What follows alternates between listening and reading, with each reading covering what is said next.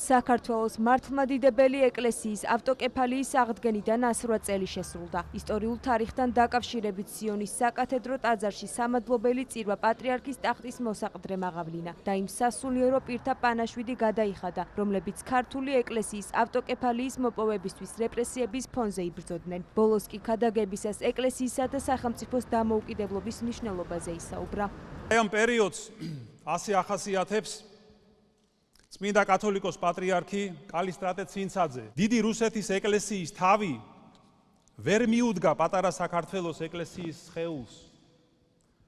მან მოაშორა საქართველოს სულის ხელმწიფე. მადლობა ღმერთს, ჩვენი ეკლესიაც და სახელმწიფოც თავისუფალია, დამოუკიდებელია, მაგრამ ეს კიდევ უფრო მეტად ვალდებულებს ჩვენ, რომ ვიზრუნოთ და ვიშრომოთ ამ თავისუფლების შენარჩუნებისა და გამტკიცებისთვის. ავტოკეფალიის აღდგენის თარიღისადმი მიძღვნილ ღვთისმსახურებას პრეზიდენტი, პრემიერი და პარლამენტის თავმჯდომარე მმართველი გუნდის წარმომადგენლებთან ერთად ესწრებოდნენ. სოციალურ ქსელში გამოქვეყნებულ მისალოც ტექსტებში კი აღნიშნეს, რომ საქართველოს მართლმადიდებელი ეკლესიის ავტოკეფალიის აღდგენის დღე კიდევ ერთხელ გვახსენებს, რომ სულიერი ფასეულობები, ისტორიული მემკვიდრეობა და სახელმწიფოებრივი აზროვნება ერთმანეთისგან განუყოფელია. 1917 წლის 25 მარტს ქართული სამღვდელოების საგანგებო კრებაზე მიღებული გადაწყვეტილებით საქართველოს მართლმადიდებელი ეკლესიის ავტოკეფალია აღდგა.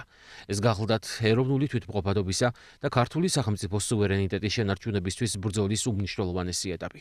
ისტორიული სამართლიანობის აღსადგენად მაშინ ჩვენი ქვეყნის საუკეთესო მამულიშვილები, როგორც საერო ისე სასულიერო პირები იბრძოდნენ, რითაც განამტკიცეს ჩვენი სახელმწიფოებრიობა. თუმცა მაშინ ეს მხოლოდ ბრძოლის დასაწყისი იყო. მსოფლიო საპატრიარქოს მიერ საქართველოს ეკლესიის ავტოკეფალიის ოფიციალური აღიარება 1990 წელს მისი უწმინდესობისა და უნეტარესის კათოლიკოს პატრიარქ ილია მეორის უდიდესი ძალისხმევითა და ავტორიტეტით მოხერხდა, რისთვისაც გულითადად მადლობას ვუხდი მას. ილია ჭავჭავაძის, დიმიტრი ყიფიანის, ექვთიმე თაყაიშვილისა და მრავალი სხვა მამულიშვილის ძალისხმევით ეკლესიამ დაიბრუნა თავისუფლება, რაც ერისა და ბერის ერთიანობისა და საქართველოს დამოუკიდებლობისთვის ბრძოლის ქვაკუთხედი გახდა. აღსანიშნავია, რომ ჩვენი ავტოკეფალიის ოფიციალურად ცნობა საერთაშორისო დონეზე მხოლოდ 1990 წელს უწმინდესისა და უნეტარესის კათოლიკოს პატრიარქის ილია მეორის უდიდესი პირადი ძალისხმევისა და ავტორიტეტის წყალობით მოხერხდა. ამგვარად საბოლოოდ აღდგა ისტორიული სამართლიანობა და ქართულმა ეკლესიამ მსოფლიო დამოუკიდებელ და თანასწორ მართლმადიდებელ ეკლესიათა შორის კუთვნილი ადგილი დაიკავა.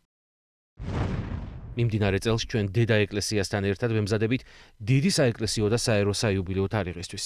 2026 წელს ქრისტიანობის საქართველოს სახელმწიფო რელიგიად გამოცხადების 1700 წლის აღსანიშნავად. ეს იქნება განსაკუთრებული არაერთი ღონისძიებით დატვირთული წელიწადი, რომელმაც მთელ ერს და მსოფლიოს უნდა გააგებინოს ჩვენი წარსული, ჩვენი ისტორია, ბრძოლით გამოვლილი საუკუნეები, მოხვეჭილი სახელი და დიდება. ქართულმა ეკლესიამ ავტოკეფალია ანტიოქიის ეკლესიისაგან მეხუთე საუკუნეში მიიღო, თუმცა 1811 წელს ის რუსეთის იმპერიამ გააუქმა და თბილისში ეგზარქოსი დანიშნა. საქართველოს მართლმადიდებლურმა ეკლესიამ ავტოკეფალია 1917 წლის 25 მარტს აღიდგინა. მისი დამოუკიდებლობა ყველა ეკლესიამ ცნო, თუმცა ეს წერილობით დადასტურებული არ ყოფილა. საქართველოს ეკლესიის ავტოკეფალიის აღდგენა წილუძღოდა სახელმწიფოებრივი დამოუკიდებლობის აღდგენას მაშინ და შემდგომ, როდესაც ამ ავტოკეფალიის აღიარებაზეა საუბარი, აი მაშინ შეიძლება დავფიქრებულიყავით უკვე სერიოზულად, რომ კიდევ სხვა პროცესებიც იყო მოსალოდნელი და მართლაც ასე მოხდა.